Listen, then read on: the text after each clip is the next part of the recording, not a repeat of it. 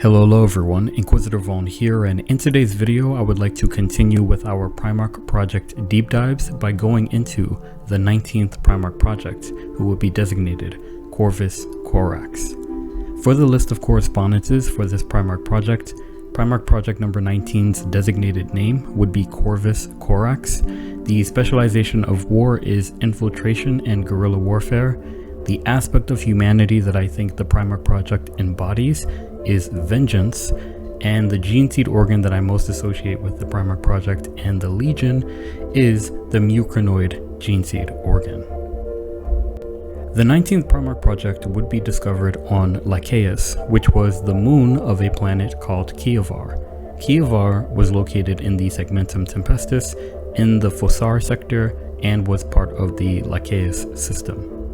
Kievar was a heavily industrialized world that, while not truly a forge world, rivaled the production and distribution of a forge world. Since the Dark Age of technology, Kievar's surface was covered in hive city-sized manufactorums and processing plants that enabled the world to be a hub of technological creation.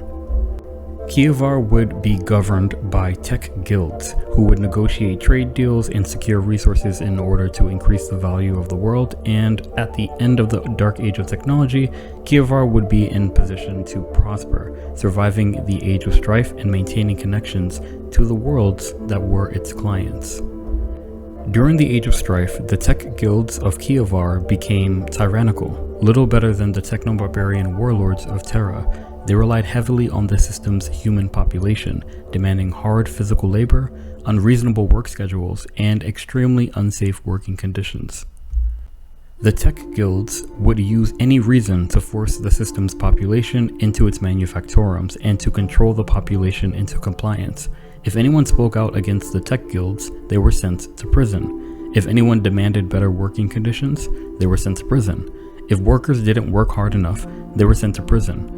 Even relatively minor offenses would get people sent to prison. The prison that they were sent to was the moon of Kievar, which was called Lycaeus. Because the moon was rich in mineral deposit, those sent to Lycaeus became little more than slaves for the tech guilds, watched over by heavily armed overseers. Lycaeus was both a life sentence of servitude and a death sentence, as those who were sent to the moon never left it, and due to the hard working conditions, they often died while working. The population on Lycaeus had families and children, but all were subjected to the grueling labor demanded by the overseers. The 19th Primarch Project would be discovered on Lycaeus in a cavern deep under the world's surface by the workers mining for resources there. The child Primarch had a rather striking appearance: pale white skin, pitch black hair, and eyes that were completely black in color. Despite this somewhat terrifying appearance, the workers that found the child took him under their care and hid him away from the harsh overseers of Lycaeus. Being a Primarch, the project grew at an unnaturally fast pace, and this was noticed by the slaves of the moon, who would eventually name the 19th Primarch Project Corvus Corax, which meant deliverer in the local version of High Gothic, believing that he would eventually be their savior. The worker slaves of Lycaeus dreamt of freedom, but did not have the strength to fight for it. While raising Corvus Corax, the people taught him all that they could, investing in him all their knowledge of philosophy, history, and warfare. They believed that he would be the person to free them from their bondage, and when Corvus was revealed to the situation on the prison moon, he would passionately swear to strike back at their overseers and the tech guild itself. Corax would be calmed by his protectors and taught instead to watch, to monitor, and to learn from the overseers, to wait, and to plan his steps before what they knew would be his eventual attack. Corax took this lesson in and held it to high value. Putting this wisdom to use, Corvus Corax began to watch the overseers. He began tracking their steps, memorizing their shift schedules. He even began following them, entering their facilities and other areas closed off to the prisoners. It was at this time that Corax became aware of the warp-based abilities invested into him in his creation. Each of the Primarchs had some sort of warp-based ability. For some, like Magnus, it manifested as full-blown psychic powers. For others, like Rogel Dorn, it was his ability to block out the influence of the warp. Corax began to realize that if he willed it, he could render himself invisible. It was not that he was truly invisible, but that he could trick the human mind into not seeing him, even if he was standing right in front of them. This ability had its limitations, which Corax also learned through experience. Though he could trick the human mind, he could not trick machinery used to detect the invisible, such as heat sensors, auspex arrays, and the like. This ability would eventually become known as shadow walking. After some time of watching and tracking the Overseers, Primarch Project number 19 had all the information he would need to initiate his uprising. Corax would work in coordination with the other prisoners to secure weapons and tools, all while he remained invisible to the Overseers, and the prisoners continued to work their regular routines. When the time came, the prisoner slaves of Lycaeus attacked the overlords. The battle was violent and bloody, not only due to the necessity of the conflict, but also due to some of the prisoners. While many of those on Lycaeus found themselves there unjustly, there were those who actually had committed violent crimes like murder while they were on Kievar. While Corvus had known that there were actual criminals amongst the people who had raised him, he had not truly been revealed to their natures until the uprising was happening. There were those amongst the prisoners that took pleasure and joy in killing the Overseers more than what was necessary in order to commit to the act. They showed a cruelty and savagery that the Primarch Project deeply disliked, but he understood that the true criminals amongst them also had their use and value in the battle for freedom. Due to the coordination and planning of Corvus Corax, victory against the Overseers was inevitable, and as swiftly as the uprising happened, it was over. Perhaps in its beginning, Lycaeus was at one time meant to be a kind of orbital defense for Kievar. I say this because Kievar's munitions and atomic weaponry were stored on Lycaeus, and though they could have never predicted that their prisoners would one day turn against them, the Tech Guild of Kievar had unknowingly spelled their own doom because the atomic weapons on the moon would now be used against them. It was in the time between the end of the uprising and the desolation of Kievar that the Emperor of Mankind would meet with Corvus Corax. Interestingly enough, he was alone, unaccompanied by his custodian Hetaran guard or his expeditionary fleet. The Emperor met with Corvus by himself. It is said that they would talk for hours, though what was said between them is unknown. What is known is that a day after meeting Corvus, the Emperor would leave the Primarch on Lycaeus. With the other Primarch projects, the Emperor would usually take them with him, but with Corvus, the Emperor would leave Corax to finish what he started, to destroy the tech guilds of Kievar. Besides there being limited means of transportation to the planet, to take the prisoner army to Kievar and hunt the tech guilds would be to lose the battle they were fighting by making themselves vulnerable. There was only one way to be victorious, and it was to use the atomic bombs on Kievar. As the atomic bombs were deployed onto Kievar using the gravitational pull of the planet to the moon, and the Hive City-sized manufactorums were set ablaze. As the mushroom clouds of the bombs raised into the atmosphere of the planet and innocent workers were flayed by radiation until their lives were taken from them, Corax would stare at the destruction he wrought from Lycaeus, deep black eyes betraying no emotion. Some would say that Corvus learned an important lesson, that sometimes innocents had to die in order to secure victory over tyranny. More importantly, he learned that this was his purpose. This was what he was made for. Liberation through force, justice through vengeance, victory or death. The remaining members of the tech guilds would surrender, and at their subjugation, the Emperor and his forces would move in. Kievar would be taken by the Martian Mechanicus and transformed into an actual forge world for the growing Imperium of Man. Lycaeus would be given to Corvus Corax to be declared his homeworld, which he would rename Deliverance. It was only after the destruction of the tech guilds that Corvus would be reunited with his Terran Astartes Legion, the 19th Legion. Before we move forward, let's talk about some of the elements of Corvus Corax's beginning. First, let's talk about Kievar. As I said earlier, Kievar was an important world in that area of space, but interestingly enough, the system is named after Kievar's moon, Lycaeus.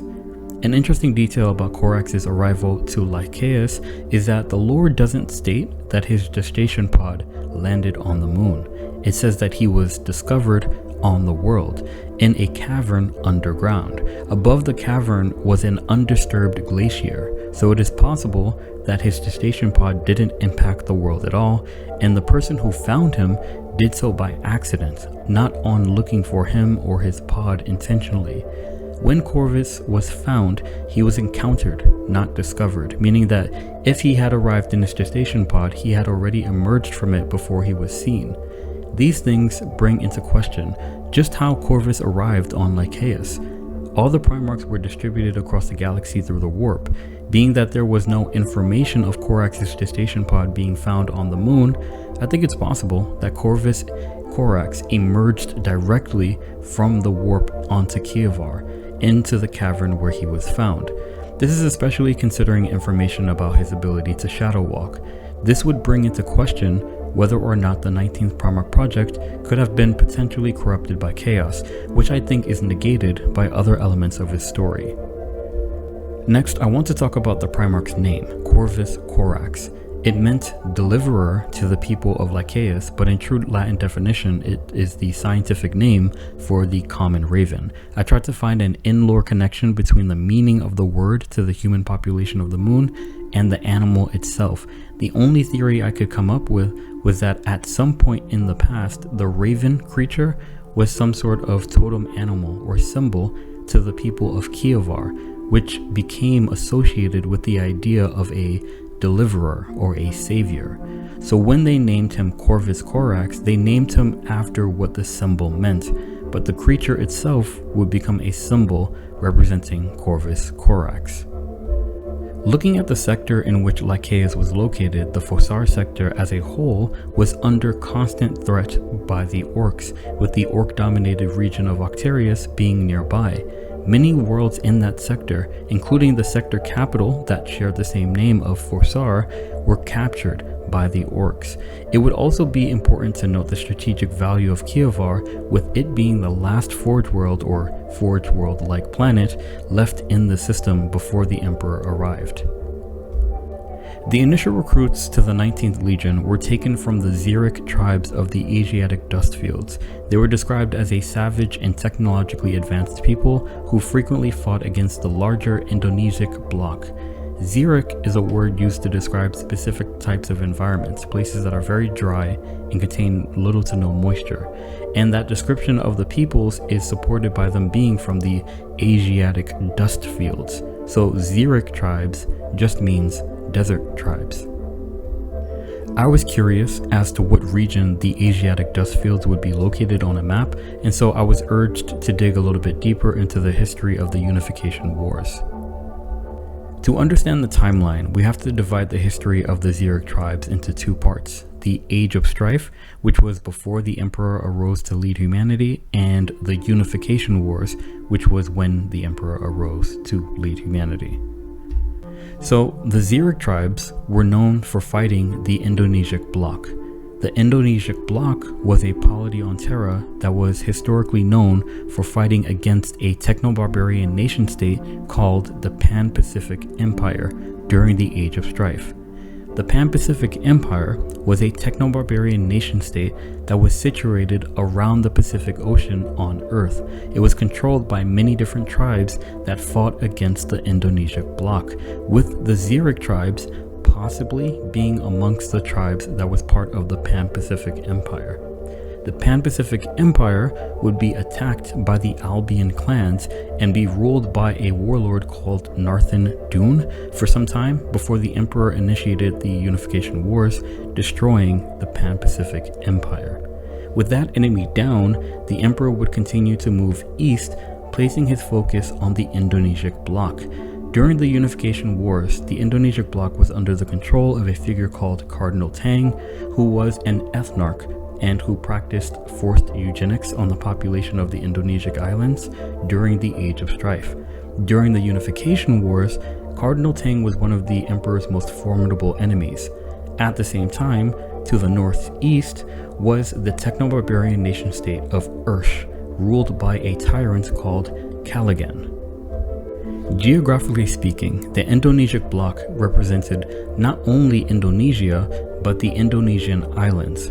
Ursh generally represented the areas where Russia, Siberia, and Central Asia were. So naturally, the Asiatic dust fields would be situated in between the two places, thus indicating that the Asiatic dust bowl or the dust fields were generally where Thailand, Cambodia, Burma, and Vietnam were on Terra during the Age of Terra. Because the Pan-Pacific Empire was a combination of various tribal groups that resided around the Pacific Ocean that primarily fought against the Indonesian bloc, and the Xeric tribes were recorded to have themselves fought against the Indonesian bloc in their history, this suggests that the Xeric tribes were part of the Pan-Pacific Empire. How the Xeric tribes were subjugated by the Emperor is really a story of the domino effect. Old Albia, which was the nation-state around Britain, was ruled by the Unspeakable King. The Unspeakable King was able to overthrow the ruler of the Pan-Pacific Empire, placing it under his control. The Albion clans overthrew their own king. They overthrew the Unspeakable King, being led by a tyrant named Narthen Dune. Narthen Dune became the ruler of both the Albion clans and the Pan-Pacific Empire.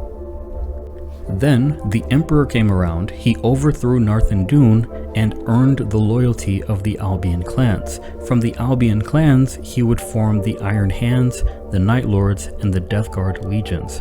While those legions subjugated the areas he needed them to, the Emperor would continue further east, as I said earlier, eventually focusing on the Indonesian bloc and the Ursh. To help him subjugate these areas, the Emperor would form the 19th Legion, using the population of the people in the Asiatic dust fields between the two territories he had his eyes on. The 19th Legion would be created using the Geneseed of the 19th Primarch Project, who would be designated Corvus Corax. Their legion's color scheme at this time in their history was a dark gray with black armor trim and black legion markings. From their earliest days, the 19th Legion would be known as the Hidden Hand of the Emperor. This is because their style of warfare focused primarily on infiltration and guerrilla-style warfare. The Legionnaires of the 19th were known to study the enemy, track their routines, and gather information on them before striking. When they did strike, it often took the form of infiltration, attacking and suppressing the enemy without them knowing that they were being attacked. The Emperor had many enemies in his quest to reunite Terra, and some of the warlords that swore loyalty to him would fall back on their word, they would flee, or at least entertain the idea of either. Some of these enemies were too powerful to face directly. To them, the Emperor would send the 19th Legion, which would utilize targeted assassinations, invasion, and small group guerrilla warfare to bring these nation-states to heel. The 19th Legion fought war from the shadows. When they attacked, they often emerged from darkness. When the enemy fought back, the Legionnaires would go back into the shadows, not to retreat, but to attack again from another angle, bleeding the enemy with dozens of calculated attacks. The 19th Legion would also use terror tactics against the enemies of the Emperor, but the extent to which is unknown.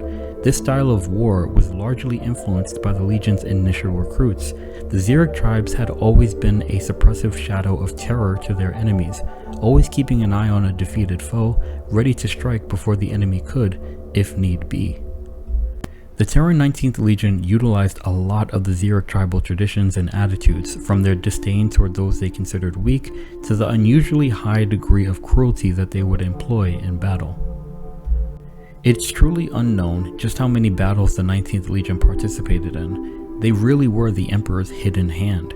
It is known that the 19th Legion had a big part to play in the fighting against the forces of the Ursh stationed in Central Asia. After some reconnaissance mission and small battle groups, Caligan's warlords were systematically eliminated from the area by the Legionnaires of the 19th, and the enemy's armies were all placed in an immense prison camp in the middle of Central Asia. Caligan would fight back, of course, using his psychic powers, and this would have a lasting mental effect on the veterans of the conflict. Whether it was directly due to the psychic powers being used at the time, or something brought out of the Legionnaires due to the nature of their Geneseed, veterans of the Legion would become possessed of a suicidal urge to die facing overwhelming odds. This would be weaponized much later by the Legion. As the Great Crusade expanded out into the Sol system, the 19th Legion was deployed around Jupiter and its moons to eliminate Xenos holding sway over human settlements there. Similar to the veterans of the conflict in the Central Asian campaign against the Ursh, veterans of the Jovian campaign began to show certain psychological flaws. These Marines would be taken from active service by the gene scientists of the Emperor after the conflict. The 19th Legion frequently fought under the command of Horus Lupercal during the early Great Crusade, because their Primarch was found much later than many others. This made it so that the 19th Legion and the Luna Wolves developed a somewhat symbiotic relationship, not unlike the real relationship between ravens and wolves, and it would be said that Horus would command the 19th Legion as if they were a chapter of the Luna Wolves rather than their own individual legion.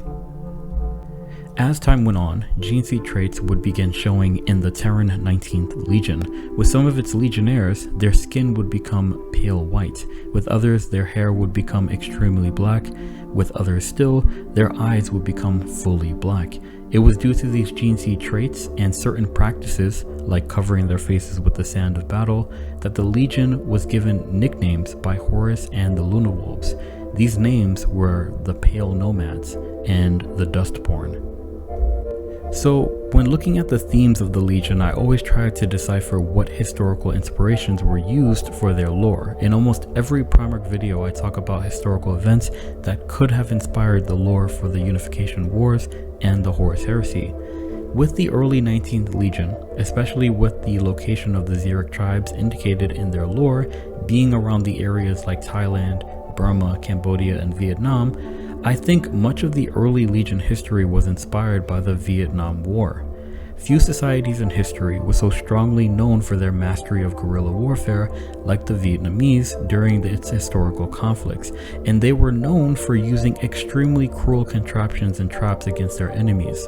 The inspiration for the legions is never really one idea, but that is a loose connection that I can see as being a source of inspiration for the lore of the 19th Legion. While the style of war might have been inspired by the style of war fought during the Vietnamese conflicts, the reason why the southern Vietnamese fought could be said to align with what the Legion would become later known for: freedom fighters and liberators, in the same way that the Vietnamese fought against communism for their independence. But I think too that the inspiration was also taken from the American side as well. The importance of flyers to the later incarnation of the Legion would also align with the Vietnam War. One of the most feared units during the conflict were the 101st Airborne, known as the Screaming Eagles and the Nomads of Vietnam, because of the devastation they wrought during the conflict. The patch of the 101st Airborne was that of a raptor in a field of black, which could both kind of align with what the Legion's symbol would be. The part in their lore about the Terran 19th Legion imprisoning many of the enemies they faced in Central Asia, I think directly relates to the re-education camps the communist Vietnamese created that were in reality prison camps for the supporters of South Asia, along with the various war leaders and commanders from that side. For the purpose of the lore, the sides were switched, with it being the Space Marines made from the Asiatic tribes of the south that imprisoned enemies from the north, making it one camp instead of the many camps that existed. But I do think that this was kind of like an inspiration, especially considering that torture of prisoners happened frequently in these camps, and the lore stating that the 19th Legion were particularly cruel to their enemies. Corvus Corax was reunited with his legion a century into the Great Crusade. There's no information about how the interaction would go, but like all Primarchs, Corvus Corax would make several changes to the Terran Legion. Most of the style of war that the Terran Legion had learned were similar to the fighting style that Corvus had learned. In this regard, he only made the style better and more efficient. However, in regards to the cruelty, the suppression, and the terror tactics that the Legion had used during the late Unification and early Crusade, he would purge them from his Legion. Most of the practices of the old Xeric tribes were the focus of this purge. Corax had always had a disgust toward unnecessary cruelty and conflict, being disgusted by the actions of the actual murderers during Lycaeus, during their uprising. He had also been shaped as an individual who was strongly against the oppression of other individuals. When he saw the practices of his Terran Legion, he made sure to get rid of them the best he could. The 19th Primarch Project exiled the previous Master of the Legion, Arcus Fall, along with the majority of the Terran Legion to a nomad predation fleet that would serve the growing Imperium from outside its boundaries. In turn, having made Deliverance his homeworld, he would recruit from the youth of Lycaeus to join his Legion. Kievar had been given over to the Martian Mechanicus, becoming an actual Forge World. Just a note about the Terran 19th Legion being sent outside the boundary of the Imperium. The title that Arcus Fall had as Master of the 19th Legion was Shade Lord. The title was only ever known to be used by the 19th Legion during the Great Crusade, but in the 40th millennium it would be used again by a figure known as Tiberos the Red Wake.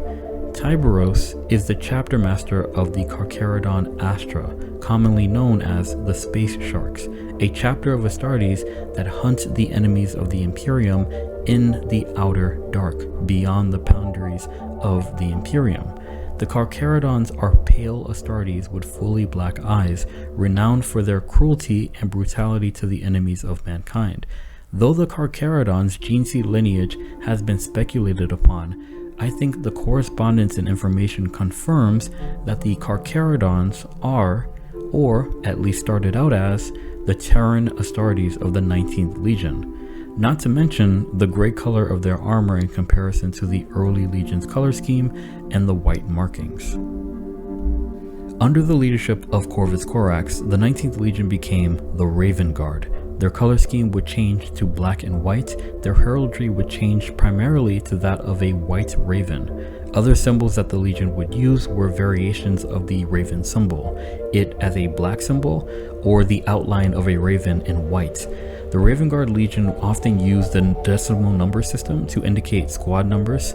Circles with jagged division between black and white indicated that the squad was reconnaissance based, whereas circles divided in half were tactical designations. Quartered circles meant assault. The symbol of the Raven's skull became a symbol of seniority and experience in the Legion, while the symbol of the Raven's leg meant line command. Amulets shaped like raven skulls, black feathers, and certain styles of looping, dotted patterns would also be used by the Legion, and this would especially be true after the Horus Heresy. To me, these refer back to the importance of the raven on Kievar as a symbol. Such strong use and identity with a creature that is simultaneously used as a symbol reminds me of the practices of totemism and animal veneration practiced by many indigenous cultures around the world, especially Native Americans. Even the ability to shadow walk reminds me of spirit walking, which was the Native American term used to describe astral projection, the ability to move in spirit outside the body.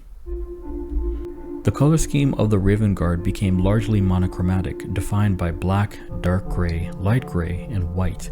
Markings on helms that indicated rank were simple, and a lot of the symbols used by the Legion were minimalistic in design to convey basic information clearly on the battlefield. Like all legions, the Raven Guard had specialized units designed around the Legion's Specialization of War. The Raven Guard's Specialization of War would become Infiltration, Assassination, and Reconnaissance. Being that Corvus had exiled most of the Terran elements of this legion, he would recruit from Deliverance from amongst those who had fought besides him during the uprising on Lycaeus. When these individuals were turned into Astartes, it seemed as though their closeness to the Primarch early in his life gave them special abilities, and these were utilized in the Legion's organization. For example, the Legion had a specialized sniper squad called the Mordathan, composed of veterans of Deliverance who were the most deadly reconnaissance squad in the Legion. There were the Dark Fury squads, which were an assault squad with unique styled jetpacks and powerful lightning claws. The Dark Fury squads specifically attacked enemy leaders, dispatching them and cutting the heads off the snake, so to speak.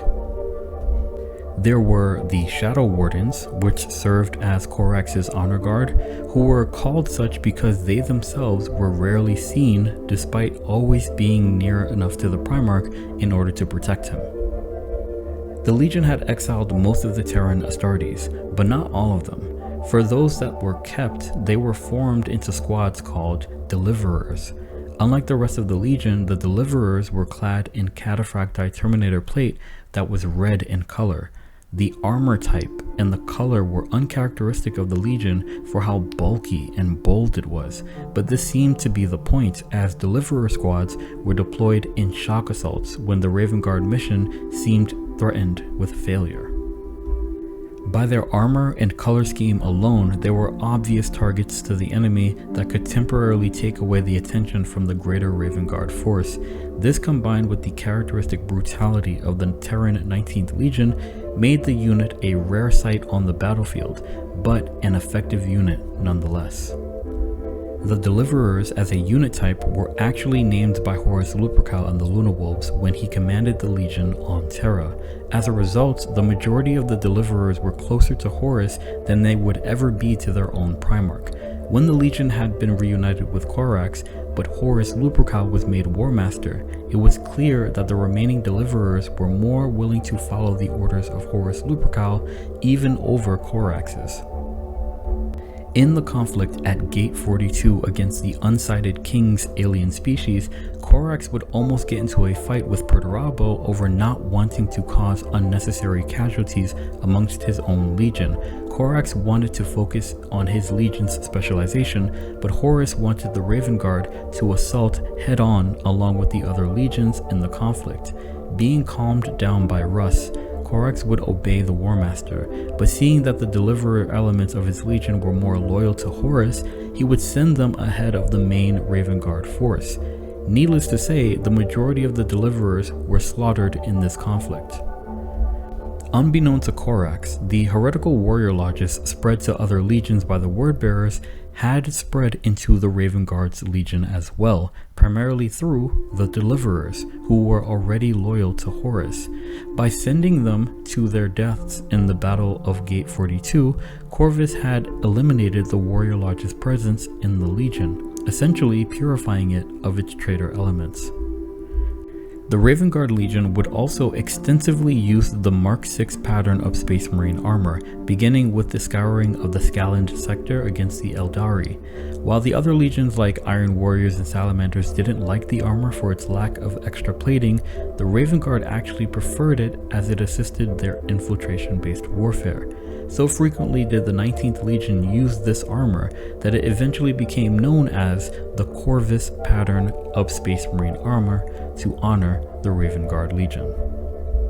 The Raven Guard Legion would also be the origin of the Moritat's battlefield role. 19th Legion Moritats had been used since the Unification Wars on Terra and were an unofficial unit type composed of individual Astartes who displayed a distinct lack of self-preservation and an abundance of suicidal ideation in battle. Moritats were often sent on missions they were expected to never return from.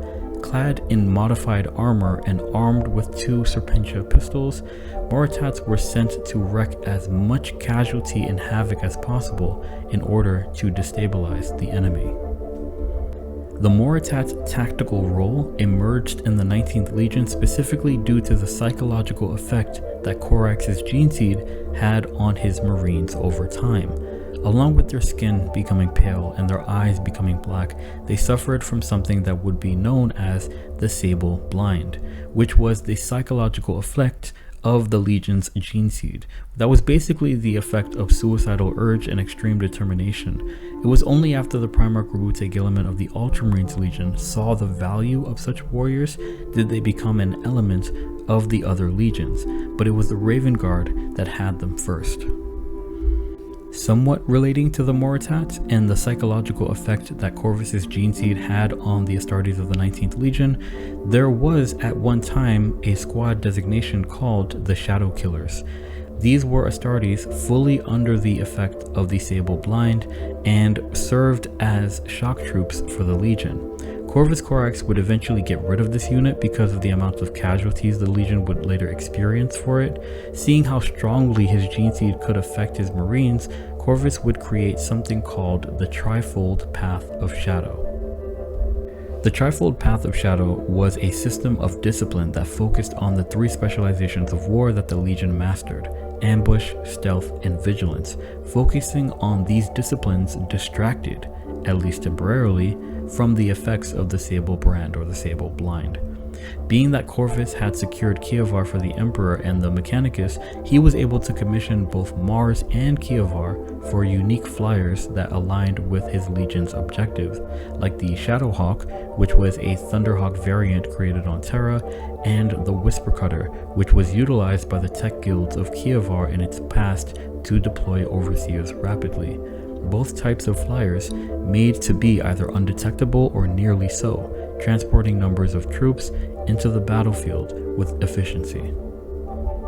Corvus himself benefited from the technology of the Imperium. His own armor, called the Sable Armor, was designed by the Emperor's own artificers and included shrouding technology, a jump pack with stylized wings, and a number of weapons, primarily a pair of lightning claws that he could use to tear apart both heavy armor and troops alike, a pair of Archaeotech pistols, and he also had an energized whip with which he would use on the battlefield to grab and shock. In regards to Legion organization, the Raven Guard were characterized by independence of operation. Though there was a solid Legion structure, Corvus had a far more equalized relationship with the war leaders of his Legion, trusting in their judgment and not needing to micromanage them. The Legion was fluid in its interactions with each other, even in regards to all ranks except for that of the Primarch. The overall temperament of the Legion was one of seriousness and focus, but there was still respect for each other and for hierarchy. The Raven Guard Legion would, under the leadership of Corvus Corax, become liberators of populations of humanity who existed under the harsh subjugation of other human or even Xenos forces. One of the most important and tragic battles that the Raven Guard would fight would be the Ispan Dropsite Massacre.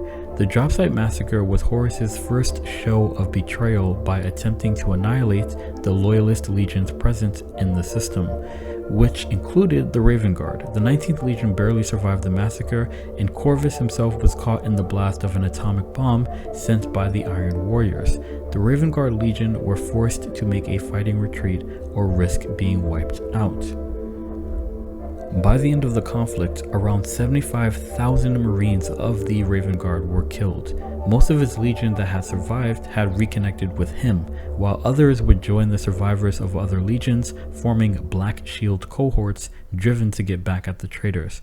Corax was utterly consumed with thoughts of revenge against Horus Lupercal and the traitors, but first he would need to rebuild his legion. There are two versions of the story about Corax's attempt to rebuild his legion. The first, more commonly known but vague version, is that Corvus Corax would attempt to grow his legion quickly by accelerating the Geneseed implantation and psychoconditioning procedures. This was something done by legions on both sides of the Horus Heresy as it progressed. These rapidly inducted recruits were called inductii. During the rushed procedure, the Raven Guard Marines were created with genetic deformities that warped their bodies and twisted their minds. These Marines would be kept on deliverance and used in battle sparingly. For the most part, the Raven Guard do not talk about these recruits or the recruitment process. That is the first version of the story, but it's not the true version. What really happened was that Corvus Corax would contact the Emperor psychically, asking for help to regrow his severely depleted legion. The Emperor would respond to him, giving him the secret information he would need to rebuild his legion, and with this, Corax and the surviving Raven Guard would head to Terra. Using a secret store of the Primarch's genetic information and mixing it into the existing gene seed of his legion, Corvus Corax would essentially create a new kind of Space Marine. These Space Marines would contain even more Primarch genetic material in their gene seed, which would accelerate their transformation into Astartes and produce Marines that were stronger, faster, and tougher than previous Marines. These new Super Astartes were called Raptors by Corvus, and they would be extremely useful, showing their efficiency against the possessed word-bearers on the moon of Cruciax. But when information of these new Marines reached the Alpha Legion, a traitor legion also known for their subterfuge, elements of the Alpha Legion that were hidden on Kievar incited a rebellion amongst the remaining tech guilds, who rose up against Corvus Corax, the Raven Guard, and the Emperor of Mankind. When the Raven Guard elements on the Forge World fought against the traitors, the Alpha Legion was able to enter the gene seed storage banks of the Legion and corrupt it with demon blood. The Raven Guard were able to quell the rebellion and continue focusing their efforts on rebuilding their legion, but when they tried to do so, the gene seed would produce warped monsters instead of Super Astartes like it did previously. Their skeletal structures would be uneven, extended, or stunted, their muscular structure overdeveloped, their bodies grew larger than what was normal. They were corrupted. But the demon blood only warped their bodies, not their minds, and they would fight loyally for the Raven Guard Legion still against the Alpha Legion. The Raptors Project would eventually be discontinued, and the 19th Primarch Project would give the Marines full honors, removing them from active duty in the Legion. Many of them would later be slaughtered when they were encountered by a detachment of Space Wolves. Unable to grow his legion in an accelerated way, Corvus Corax and the Raven Guard Legion could not engage the traitor forces in open battle, and so they decided to fight a shadow war, targeting enemy supply lines, traitor resources, and locations in ways that consistently undermined the enemy legions, all the while slowly rebuilding themselves. It was in this way that the Raven Guard would fight the Horus Heresy, using guerrilla tactics and sabotage from behind enemy lines in order to make the enemy bleed by 1,000 cuts. If not for their approach to fighting the heresy and their contributions to defending the Imperium from the traitor legions, those that made it to Terra would have been more well armed and equipped if not for the Raven and his guard. Still, the Horus Heresy would end how it would end. Though the traitors were defeated, the Emperor was brought to a near-death state, and the dream of the Great Crusade was destroyed. Those loyalist Primarchs that had survived the war would rally under Roboute Guilliman as the one who would lead what was left of the Imperium forward into the future. When Guilliman created the Codex Astartes and divided the legions, Corvus adapted to the changes. With only a few thousand Astartes of the Raven Guard left, the Legion was divided into the Raven Guard, the Black Guard, the Raptors, and the Revilers. Before the division of the Legion, Corvus Corax himself would grant the Emperor's peace to all of the remaining Horus Heresy Raptors, meaning he killed them all. Having to do this had a deep psychological effect on the Primarch, and he would hide himself away in the Ravenspire, the fortress monastery on Deliverance, reaching out to the Emperor psychically and contemplating his own actions. Eventually he would leave the Raven Guard, with his last word to them being, "Nevermore." The Raven Guard and their successors would continue to be stalwart defenders of the Imperium of Man, projecting far into the 40th millennium, using the style of war that they had mastered during the Horus Heresy. Corvus Corax would personally begin to terrorize the traitor Primarchs, most of whom had sought refuge in the Warp. In his contemplations in the Ravenspire, Corax resolved to continue to be the Emperor's tool of vengeance, hunting down the architect of the heresy himself, Logar Aurelian, in the Eye of Terror. While Logar was the architect of the heresy, I theorized that Corvus Corax targeted him primarily because he could have thought that Logar was responsible for what his raptors would become, being that it was demon blood that transformed them in the ways that they were transformed.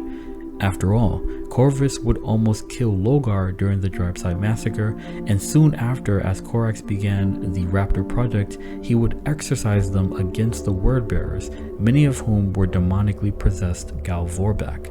Long story short, Corax could have thought that Logar turned his raptors into the monsters they would become out of vengeance for killing so many of his Galvorback. When Corvus had to give the Emperor's piece to the mutated sons, he blamed Logar for ever having to do so. Therefore, Logar became his primary target. But that's just my theory. Logar would be aware that he was being hunted in the warp by a dark creature. Exposure to the warp transformed Corax, stripping him of his human visage and revealing what he truly was underneath it all. A massive living shadow that could form itself into a whirlwind of blades or a flock of warp ravens. To this day, Corvus hunts Logar in the warp. We can get an idea about the aspects of humanity that the Primarchs embodied by how the Emperor used their legions on Terra during the Unification Wars. After all, he created them for purposes he would need them to fulfill. From their beginning, the Emperor used the 19th as a tool of vengeance against powerful enemies who either refused integration into the Imperium or betrayed their oaths of loyalty to it. The early Legion conducted warfare in a completely different way than they would under Corax. While they did use infiltration, assassination, and subterfuge like they would when reunited with their Primarch, the terror tactics and cruelty they weaponized was allowed and supported under the Emperor and under Horus.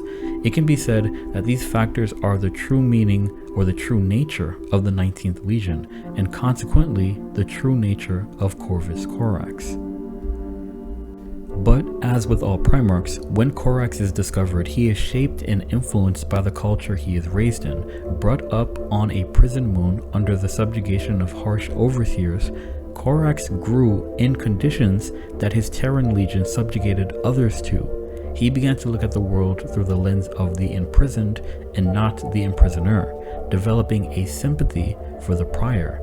Where his Terran legion kept an ever-watchful eye on those they would beat into submission, Corax would have an ever-watchful eye on him as a prisoner-slave of Lycaeus, spared only by the fact that he could make himself invisible.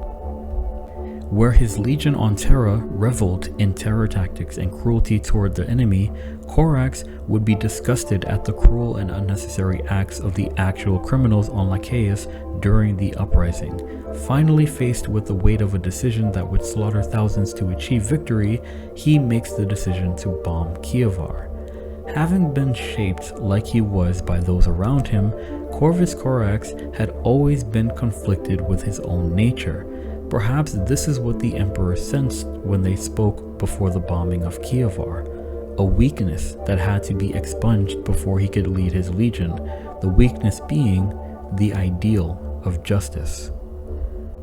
The Emperor of Mankind was a tyrant. He was not a benevolent ruler. He was not a kind king. He was a tyrant, no different than the techno-barbarian warlords of Terra, except for the fact that he was a perpetual, a genius scientist, and a psyker. Tyrants rule by force, by subjugation, and violence by default. Tyrants do not operate on a sense of common justice. They impose their own sense of justice through force. The Emperor created the Thunder Warriors, the Primarchs, the Custodes, and the Space Marines as examples of his power.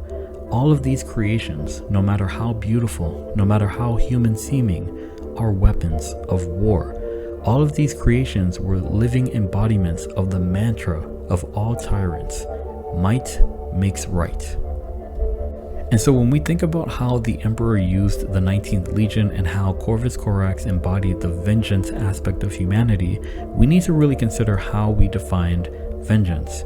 The Emperor did not wield the 19th Legion, or any legion, out of a sense of justice for the common people. He wielded them to gain an upper hand against his enemies. The Emperor cared little about the right and wrong of the actions that he would commit, so long as they led to him ruling over humanity. So the vengeance he would distribute, the retribution, was done simply because the enemy existed and dared to stand against him. Corvus Corax was not intended to be a liberator. He was not meant to be a freedom fighter. These are things he himself learned to be during his upbringing on Lycaeus. He was meant to be a tool of darkness that emerged from the shadows to enact the Emperor's wrath. But ever since he subjugated Kievar, he has been in conflict with this reality, this truth of his being, and it would affect him for the rest of his life. Corvus Corax was perhaps the only Primarch that did not truly accept the monster that he really was until after the Horus Heresy, when he left his chapter to personally pursue the traitor Primarchs. Something that most lore enthusiasts can rightly point out is how many similarities there are between the Primarchs Corvus Corax and Konrad Curze, but it is in the differences that we see just how designed Corvus was to be a weapon of darkness. Both Corvus Corax and Konrad Curze had pale skin and black eyes. The difference was that Konrad Curze's pale skin was due to growing to maturity on Nostromo, a sunless world where all of its inhabitants also had pale skin. His black eyes were not true black eyes, but an adaptation to Nostromo. His eyes were enlarged to be able to see in the dark environment. Curze would look almost completely normal if not for these conditions. Corvus was always pale-skinned, and his eyes were truly and fully black eyes. Both Primarchs emerged from under the surface of the worlds that they would be found on. Corvus Corax would arrive to Lycaeus in an underground cavern, and Konrad would emerge swimming through the molten core of Nostromo. Both Primarchs would also land on worlds used for mining resources, Lycaeus being a prison mining moon and Nostromo having natural deposits of adamantium, the processing of which was responsible for the thick atmosphere of the world. Both Primarchs were surrounded by criminals, though Corax was surrounded by accused criminals, whereas Curze was surrounded by actual criminals. In regards to their legions, both of their legions were used as tools of vengeance against the enemies of the Emperor. Both legions used terror tactics, cruelty, and the Shroud of Darkness to their benefit. Both legions weren't actually given any name by the Emperor and were referred to instead by their legion number. However, the initial recruits to the Night Lord's Legion came from the prison sinks beneath Terra, the Night's children, those pale, murderous children born amongst the criminals of the prisons. It's why the Legion's Geneseed imbued large eyes on the Astartes made with it, and why their eyes were sensitive to light, making it ideal for the Legion to fight at night. The initial recruits to the Raven Guard were from the Asiatic Xeric tribes known for oppressing their enemies. The Astartes made from them would eventually develop the pale complexion over time due to their Geneseed, along with the black eyes and the black hair that they would inherit from their Primarch. Unlike the Night Lords, they did not have sensitivity to light, but they did execute war mostly from the shadows. Both Primarchs and their legions suffered powerful psychological flaws. Konrad Curze was a naturalist and a fatalist, both perspectives he learned on Nostromo, being surrounded by the worst of the worst that humanity had to offer. With the Night Lords, the source of their psychological darkness can be sourced from the prison children that were its initial recruits, the indoctrination of the Terran Legion, and the people of Nostromo which were recruited into the Legion later in its history. At first glance, it would seem that Corvus Corax did not have any psychological flaw until you realize that if the Space Marines of his Legion would, over time, develop a similar appearance to him, accompanied by the depression and the ideation called the Sable Brand or the Sable Blind, Corax likely experienced the Sable Brand consistently. Both Primarchs were like dark mirrors of each other, and the comparisons can go on for some time. Some might even say that the Raven Guard were just loyalist Night Lords. However, one of the biggest differences between both Primarchs is that Konrad Curze would allow the darkness outside of him to consume and define him, while Corvus Corax would spend his life resisting the darkness that was naturally within him. He would be disgusted by the cruelty of the prisoners on Lycaeus. He would exile the Terran elements of his legion because of their brutality. He would send his remaining Terran deliverers as the first wave of attack in battles where direct warfare was needed. It was almost as if he were ashamed that these things were ever connected to him or his legion. It wasn't until after the Horus Heresy that he would embrace his role as a tool of vengeance, and it's when he did that that he was revealed to his true potential. his true nature. Perhaps humanity benefited from Corvus's aspiration toward the ideal of justice and liberation, and his internal struggle, especially during the Horus Heresy, because if he had have embraced his nature, he would have been no different than Conrad Curtis. I talk about the nature of Corax and its darkness, but what do I mean by that specifically? In each legion, the most unique and extreme units often reflect the nature of their Primarch. Angron had the Red Butchers, Dorn had the Templar Brethren, Russ had the Verigere. With Corvus, the Dark Furies could be said to represent the nature of the Primarch, but I think they were more like their Primarch rather than revealing his nature. If there was a unit that mirrored Corvus Corax's true nature, it would be the Moritats. As said earlier, the Moritat role in all of the legions began with the 19th Legion during the Unification Wars, way before they ever met their Primarch. As said earlier, Moritats were cold-blooded warriors with the urge to kill, but lacking the instinct for self-preservation. Most importantly, the Moritats of the 19th Legion were fully under the influence of the Sable Blind, had fully black eyes and pale skin. Corvus Corax is the Moritat of the Primarchs. He has a stylized jump pack, just like the Moritats, twin lightning claws, and twin Archaeotech pistols, like Moritats, and being that the pale skin color and fully black eyes corresponded directly with the experience of the Sable Blind, Corvus Corax could be considered to have always been under its influence. The dark nature that I refer to when speaking about Corvus Corax is that of a cold-blooded killer with no instinct for self-preservation and all impulse to cause as much casualty as possible. The last word he spoke to his Raven Guard was nevermore. This is clearly a reference to the poem by Edgar Allan Poe called The Raven.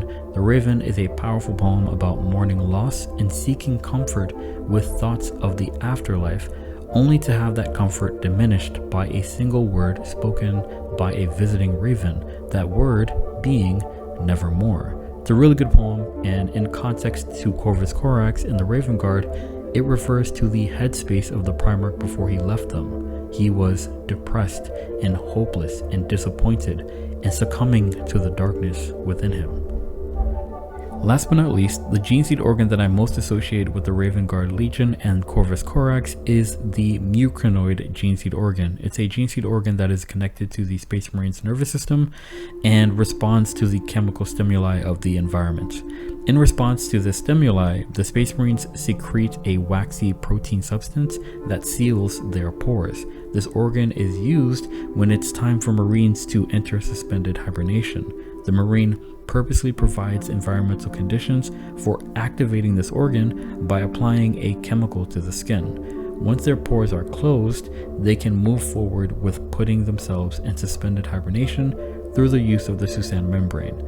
This sealing of the pores can protect a Marine from extremely frigid temperatures. Usually, I would assign a Geneseed organ to a Primarch and Legion because there was something unique about theirs in comparison to the other legions. However, I chose the Mucranoid for the Raven Guard and Corvus because they don't have one. The Geneseed organs of the 19th Legion have actually degraded to the degree that they no longer produce functioning Mucranoid or Betcher's gland Geneseed organs. The Raven Guard cannot seal their pores to certain environmental conditions and are extremely sensitive to heat and cold, more so than other Space Marines. It is unknown when the Geneseed began to degrade in such a way, but the story of the Raven Guard Geneseed has always been tumultuous. Marines of the 19th Legion were being pulled from service due to their clear psychological deviancies originating from their Geneseed since the late Unification Wars. After the Dropside Massacre and the Legion was nearly annihilated, Corvus tried to speed up the rebuilding of his Legion, which failed and led to a lot of wasted Geneseed. Then, the Legion decided to just grow the Legion organically, or the organic way, by using the remaining Marine's second progenoid gland to produce 2 more sets again, and again, until they were at full strength. But the 19th were one of the smallest legions after the Horus Heresy, as they could not recruit and grow as fast as the others. To make matters worse, according to some sources, around M32, the Raven Guard Geneseed began to fail completely and be rejected by the bodies of recruits. This forced the Raven Guard chapter to be completely dependent on the Legion Geneseed stored on Terra and Mars. So depending on when the Raven Guard's Geneseed might have started to decay, they might actually now produce Geneseed with functioning Mucranoids. Plus, if we factor in all the technicalities that come with the existence of the Primaris Marines, the Raven Guard Legion might be a standard chapter in terms of producing functional Geneseed organs. There is a question though, in regards to this. If there were already stores of Raven Guard's Geneseed on Terra and Mars, then why did the Emperor instruct Corvus to mix in more of his Primarch genome into the Geneseed after the Dropsite massacre? Was it truly in an attempt to accelerate the growth of his legion? Was it that Corvus himself did not trust the Terran Geneseed of his own legion? Or could it just have been to see what happens? It is unknown. But what is known is that the Raven Guard and all of its successor chapters continued their style of war against the enemies of the Imperium, and the Primarch Corvus Corax still hunts the traitors in the warp. When will this pursuit end? Nevermore. And that was my deep dive into the 19th Primarch Project, designated Corvus Corax. I hope you guys enjoyed that. Please let me know in the comments below what you think. But without anything else to say, Inquisitor Vaughn out. Remember, the Emperor protects and the future is successor.